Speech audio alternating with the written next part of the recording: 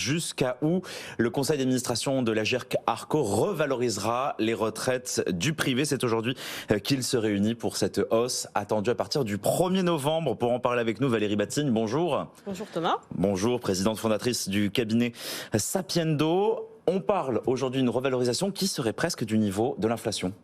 C'est ça. Donc le taux qui est attendu, qui devrait être confirmé à 14 heures par le conseil d'administration, c'est un taux de 5,1. C'est un taux anticipé, il peut être différent, mais en fait c'est le taux qui est attendu.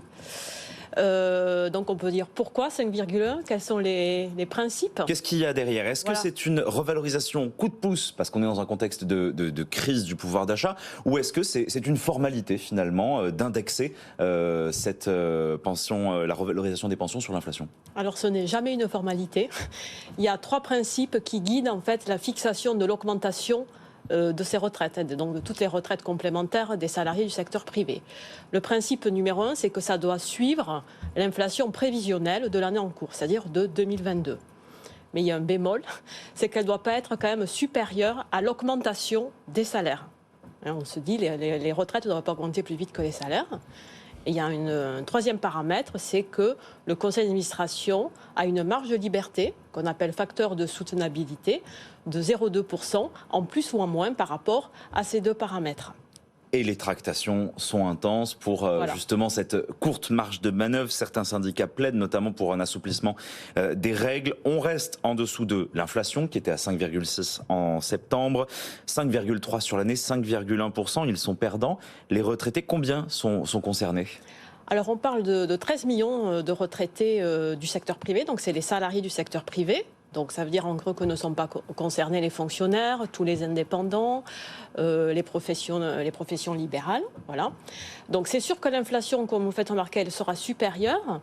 Mais ce qui est important, c'est que le plafond de l'augmentation, comme je l'ai rappelé, c'est l'augmentation des salaires qui, elle, en 2022, on parle en prévisionnel, devrait être de 4,8. Voilà. Donc pourquoi 5,1 ? On pense c'est 4,8, donc c'est le plafond, auquel on ajouterait 0,1 qui est le rattrapage de l'inflation par rapport à 2021, parce que là on est début octobre et on parle d'un prévisionnel 2022, donc il y a toujours des effets de rattrapage entre la réalité et ce qui avait été anticipé, voilà. Et on ajouterait, c'est un coup de pouce, les 0,2 de facteurs de soutenabilité qui viennent diminuer l'augmentation et qui là viendraient l'augmenter. Et la valeur du point de retraite, est-ce qu'elle va être modifiée aussi au 1er novembre ? Ah oui, donc c'est ça. C'est-à-dire quand on parle c'est exactement ça. Quand on parle d'augmentation des retraites, on parle d'augmentation de la valeur du point de service. Voilà. Donc là, il était à 1,28, 1,28 €, et il va être augmenté jusqu'à 1,32, 1,33. On va voir aujourd'hui, à 14 heures, on le saura définitivement. Est-ce qu'on ne devrait pas imaginer que le conseil d'administration pourrait se permettre d'être plus généreux, au vu que le régime a été excédentaire l'an dernier? On parle de 900 millions d'euros. Alors, il y a le court terme et le long terme.